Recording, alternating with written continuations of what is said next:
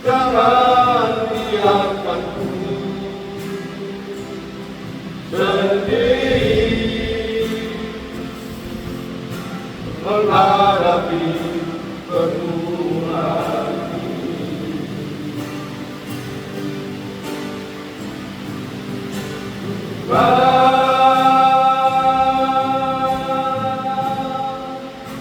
Tanpa pastiku tersesat, berikanlah aku kekuatan.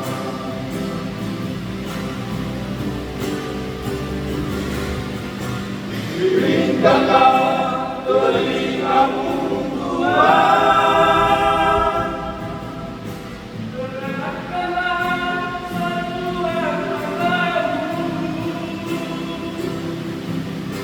Dalam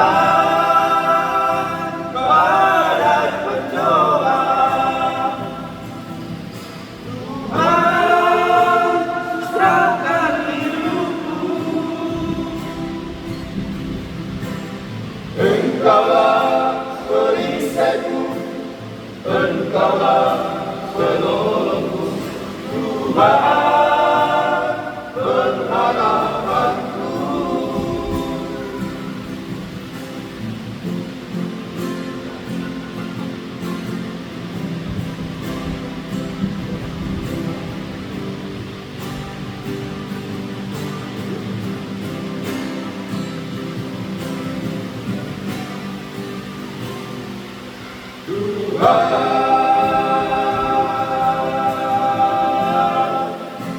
Tanpa pastiku tersesat, berikanlah aku kekuatan.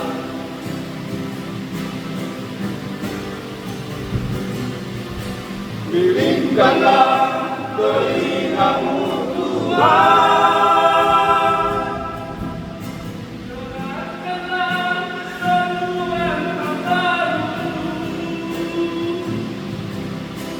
Dalam badai pencobaan,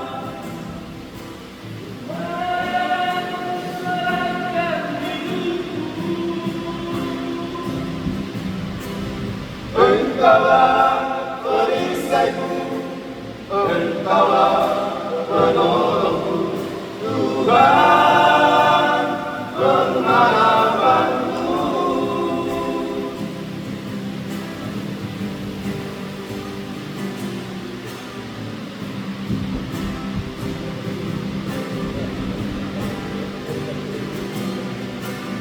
Berikanlah telingamu Tuhan.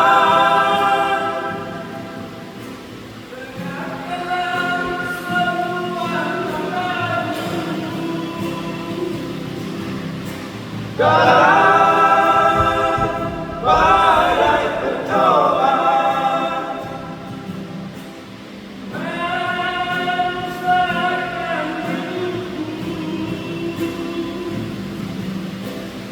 Engkaulah perisaiku, Engkaulah penolongku, Tuhan pengharapanku. Engkaulah perisaiku, Engkaulah penolongku, Tuhan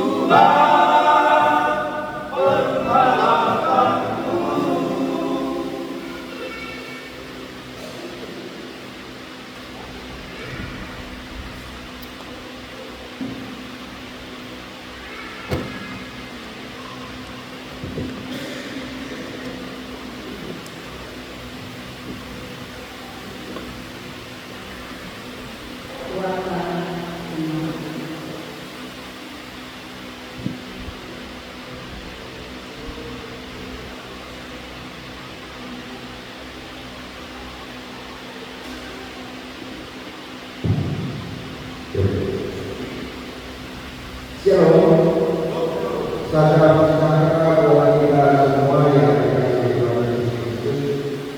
Marilah kita mendengarkan titik di minggu kita pada minggu tanggal 10 Desember 2024. Titik nama raga atau raga kita.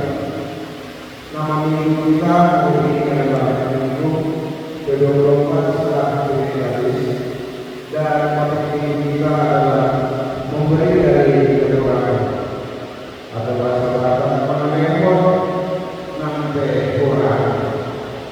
Yang kedua adalah bahasa Indonesia. Pada minggu hari ini kita melaksanakan ibadah berbahasa Indonesia, sekaligus kita memberikan percobaan amal dan iman untuk kebetulan operasional ini.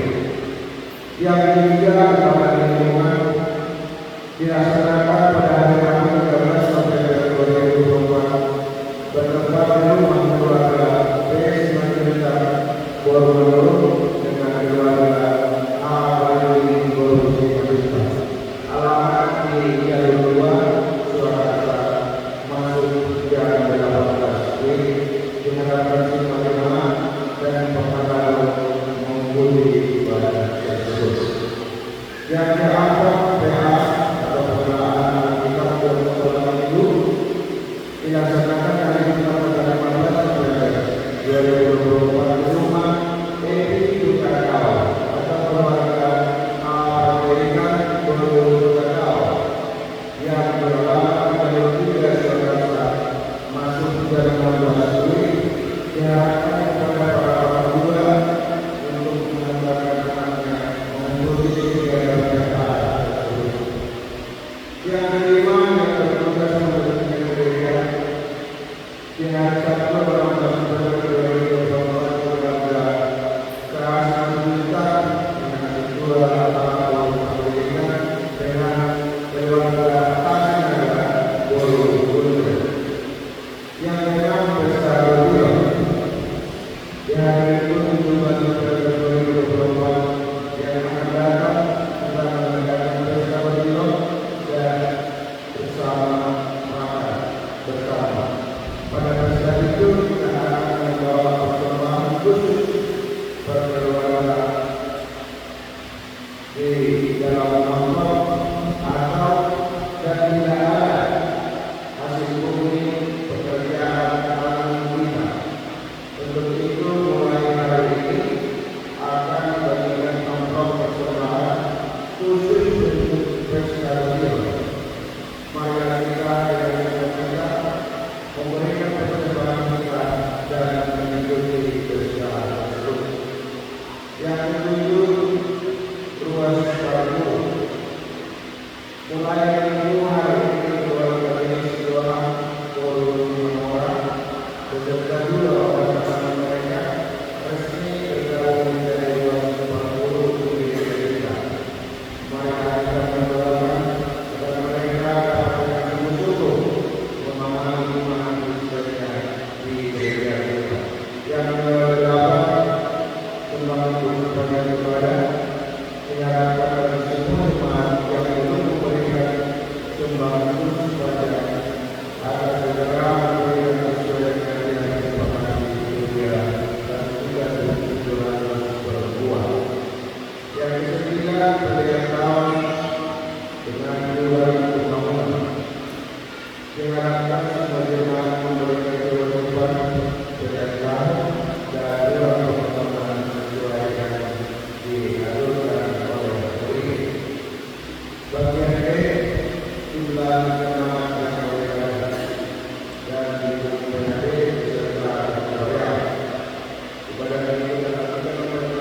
2024 sebanyak 59 orang. Ibadah sholat itu berjalan kepada lingkungan 51 orang. Dengan ini 6 orang, dengan kawan 6 orang, ya pengajian berumur 13 orang. Tanpa pelayanan mulia satu minggu ke depan. Untuk itu, mari kita bersama-sama melihat hari dan waktu dan melaksanakan sesuai dengan jadwal. Di seperti antara ibadah dunia, pada saat kita beribadah membawa orang ini. Bagaimana ulang tahun? Selamat ulang tahun berjemaah dan ulang tahun kelahiran dan pernikahan. Pada tanggal 4 November sampai 10 November 2024. Ulang tahun kelahiran yang pertama bertindak dengan kita dengan usianya 10 tahun. Hai anakku yang engkau lakukan sehatku dan jangan lagi memutuskan perilaku karena panjang umur dan lalu usia serta sejahtera akan ditambahkan kepadamu di dalam nama Tuhan ayat 1. Bagian ini yaitu adalah ruang sewa kursi. Kami terima sumbangan sewa kursi dari keluarga Kristus 2019 sebanyak Rp250.000. Setelah keseluruhan memasuki dalam bulan ini berjuta Rp350.000. Setelah masukan untuk perhiasan dan juga data Rp250.000. Setelah melakukan pembangunan Rp250.000. Setelah pembangunan bersama pembangunan pusat Rp852.500. Kedirian yang bermanfaat buat semua kita. Tuhan Yesus memberkati. Shalom.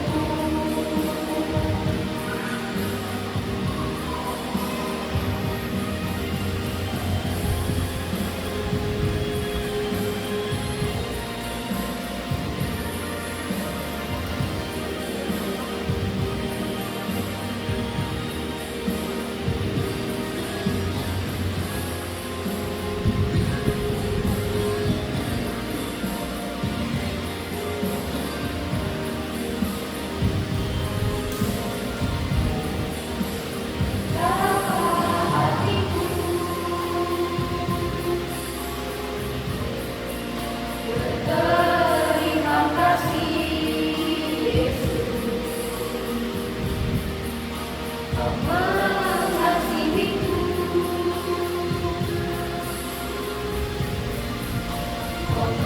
memilikiku.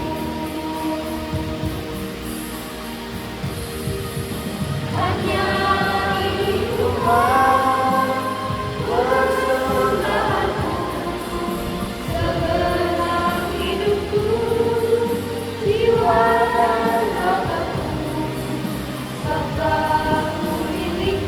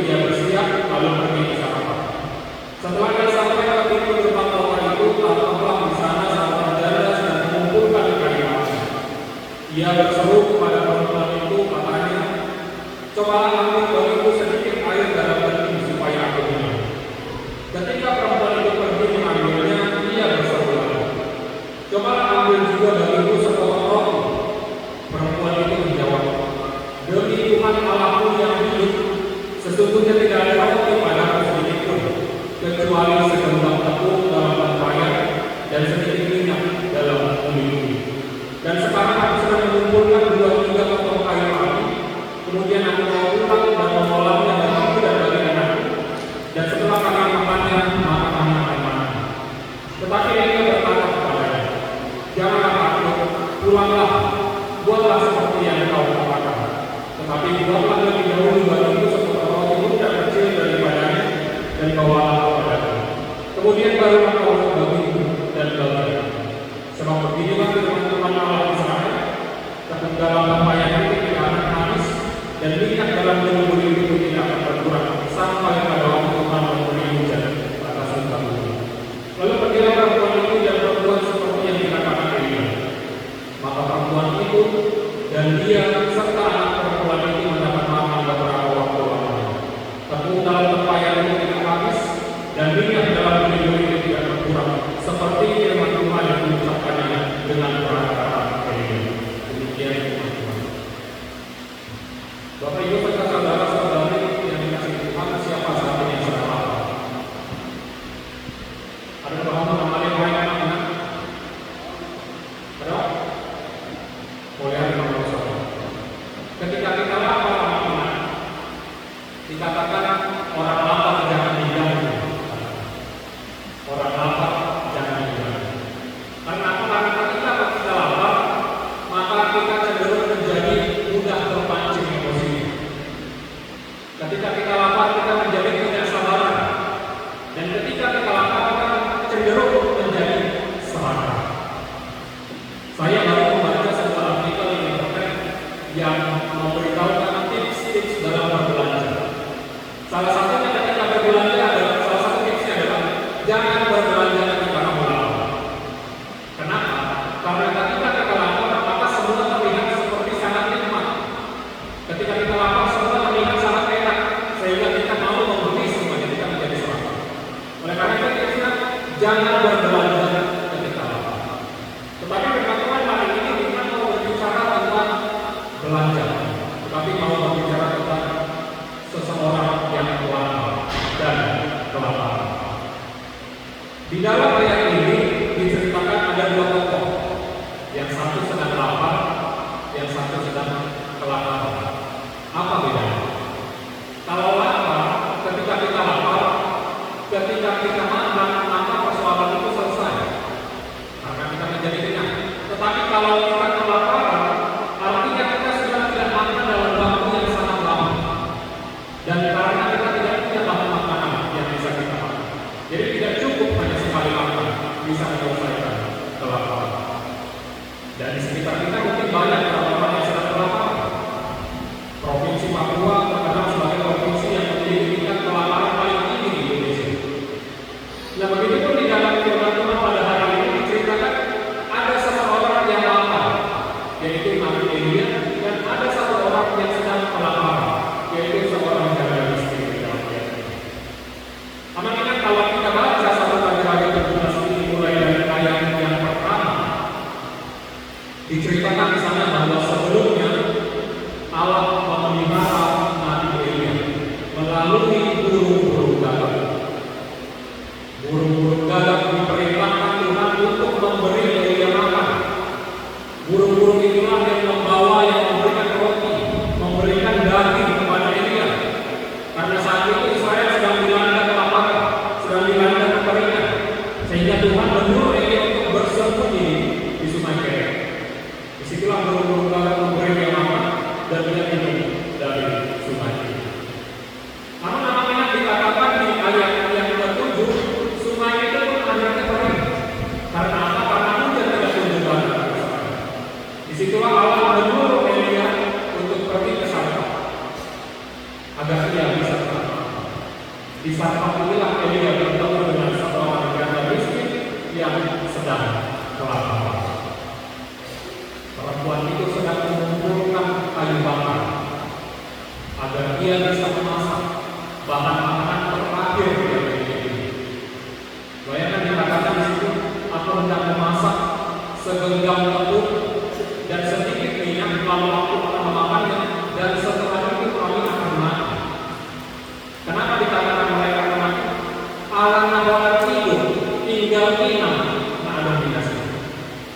Hanya segenggam tepung yang dimiliki oleh perempuan dan sedikit minyak. Mulut syukur itu apa yang akan menaburi apa kita siap segenggam tepung. Saya dan pemain saudara siap segenggam tepung, dan saya segenggam Kalau 2 genggam dia mungkin masih cukup membuat satu potong roti. Tapi hanya segenggam satu potong roti itu tidak cukup untuk satu orang. Dan di sini dia harus memberi makan dirinya sendiri dan anaknya. Tetapi ingat, kalau dari sudut pandang manusia, dia pasti tidak mau membantu apa yang dimiliki.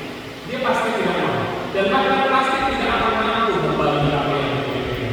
Segenggam tepung ini, tidak mungkin dia bisa membantu. Tetapi di sinilah kita melihat ada kebesaran hati, ada kerelaan hati dari orang tua itu untuk berbagi.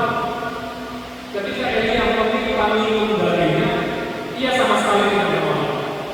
Ia langsung meninggalkan pekerjaannya saat itu dan mengambil minum untuk Elia. Padahal seperti yang dikatakan tadi, pekerjaannya itu, aktivitasnya itu adalah supaya dia bisa makan untuk yang terakhir kali. Tetapi ketika ada orang yang meminta bantuannya, dia meninggalkan pekerjaannya yang sangat penting agar bisa memberi, agar bisa membantu kepada orang lain. Disinilah kita terlihat kesungguhan hatinya di dalam berbagi. Bukan karena banyaknya, maka dia bisa berbagi. Bukan karena banyaknya, maka kita bisa memberi, maka kita bisa berbagi kepada orang lain. Tidak perlu menunggu banyak, tidak perlu menunggu besar baru kita bisa berbagi. Jangan batasi diri kita untuk berbagi kepada orang lain. Jangan tunda-tunda kemampuan kita, jangan tunda-tunda kemauan kita untuk berbagi. Dan lihatlah bagaimana Tuhan memberkati tepung yang segenggam itu menjadi cukup untuk makan 3 orang. Karena apa? Karena ada kerelaan hati untuk berbagi dan Tuhan memberkati sendiri. Bahkan nanti dikatakan bukan hanya mereka bertiga yang makan, tetapi tepung itu tidak akan habis. Minyak ini pun tidak akan habis. Artinya dari tepung yang segenggam itu akan bisa mencukupkan kehidupan mereka selamanya. Karena apa? Karena ada kerelaan hati untuk berbagi. Bapak Ibu serta saudara-saudari yang terkasih di dalam Tuhan kita Yesus Kristus, ketika kita memiliki banyak, ketika kita memiliki lebih, akan mudah bagi kita untuk berbagi. Tidak akan berat hati kita untuk membagi apa yang lebih, apa yang banyak di dalam hidup. Tetapi ketika kita hanya memiliki sedikit, dan bahkan untuk diri kita pun kurang, disitulah kita dapat berbagi. Apakah kita benar-benar rela berbagi? Apakah kita benar-benar berbesar hati untuk berbagi? Namun disitulah luar biasanya perempuan di dalam gaya kita. Ia memberi dari kekurangan. Ia berbagi bukan karena dia memiliki lebih. Ia memberi bukan karena banyak yang dia miliki, tetapi ia memberi dari kerelaan hati.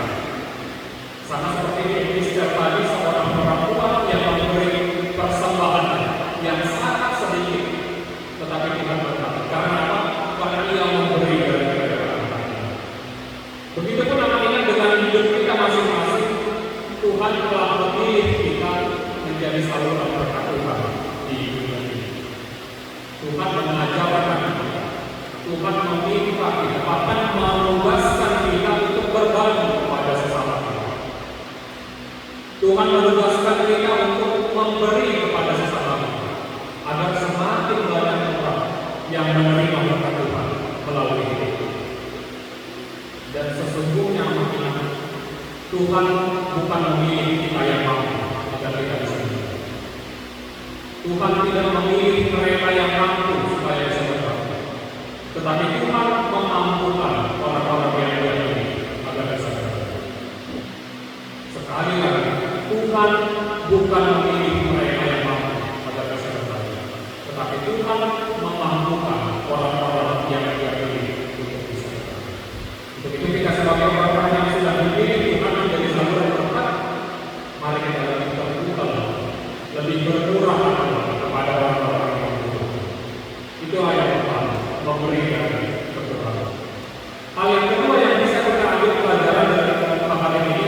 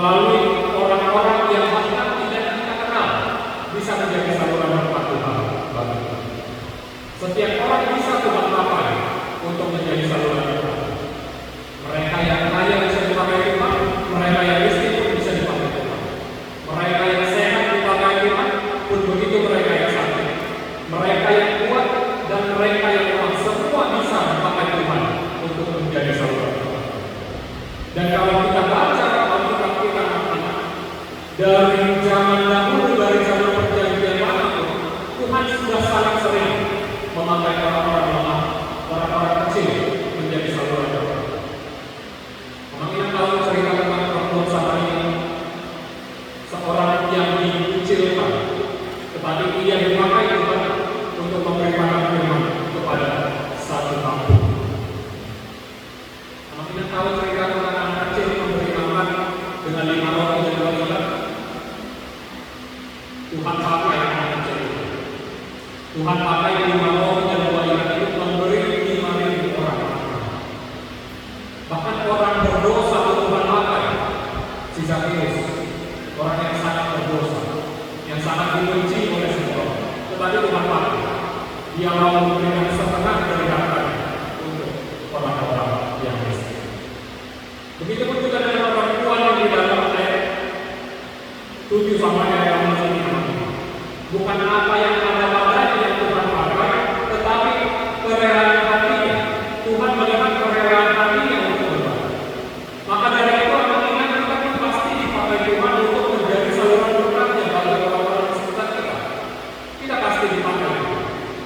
Persoalannya kita mau atau tidak.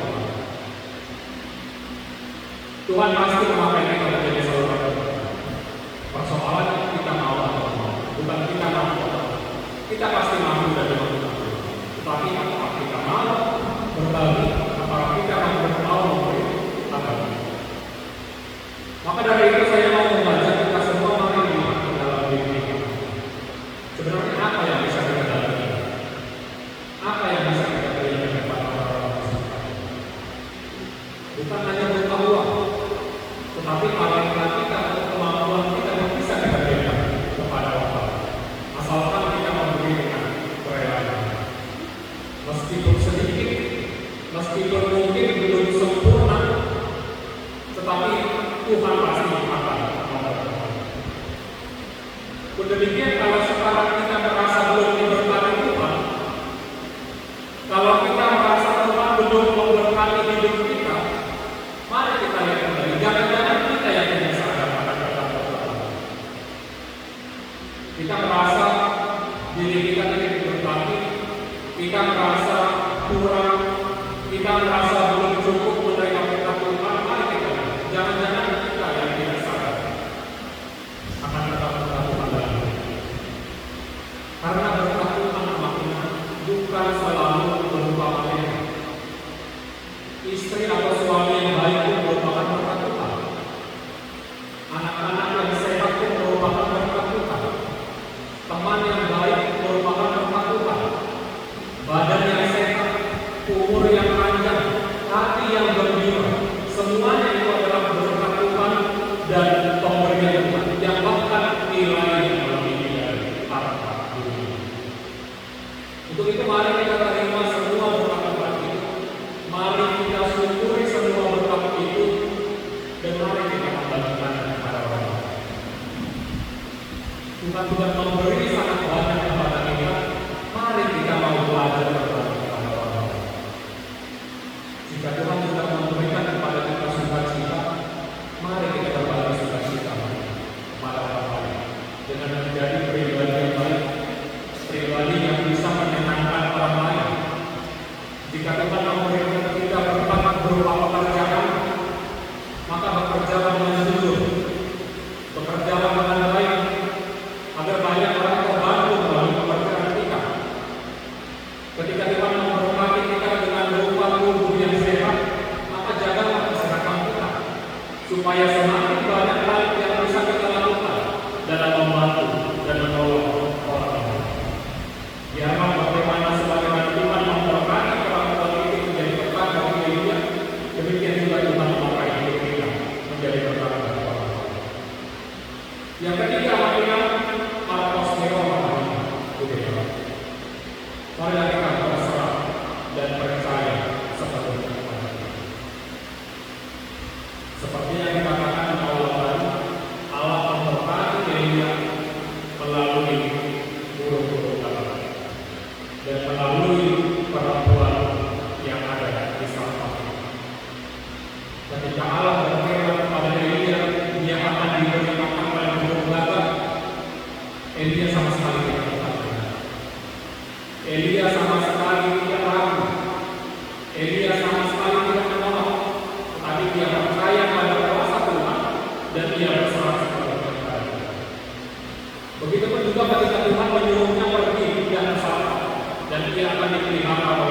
seorang perempuan dari Indonesia. Elia sama sekali tidak tahu. Elia sama sekali tidak tahu. Ia dengan penuh percaya ia menyerahkan hidupnya kepada Tuhan. Begitu juga dengan perempuan itu, ketika dia hanya memiliki sedikit tepung dan Tuhan melalui Elia meminta tepung itu, ia tidak ragu. Ia tidak menolak, tetapi ia memberikannya kepada Tuhan melalui Elia. Di sini kita bisa melihat ada satu kesamaan antara Elia dan perempuan. Mereka sama-sama mengutamakan Tuhan di dalam hidup. Elia terlebih dahulu mengikuti perintah Tuhan, baru kemudian ia diberkati. Begitupun juga dengan perempuan itu yang terlebih dahulu memberikan pemberiannya kepada Tuhan melalui Elia, baru kemudian ia diberkati. Bahkan perempuan itu bukan hanya menyerahkan seluruh hidupnya, tetapi hidup anaknya pun ia berikan kepada Tuhan demi bisa memberi kepada Tuhan melalui Elia. Mereka terlebih dahulu mengutamakan, mereka terlebih dahulu memberi kepada Tuhan.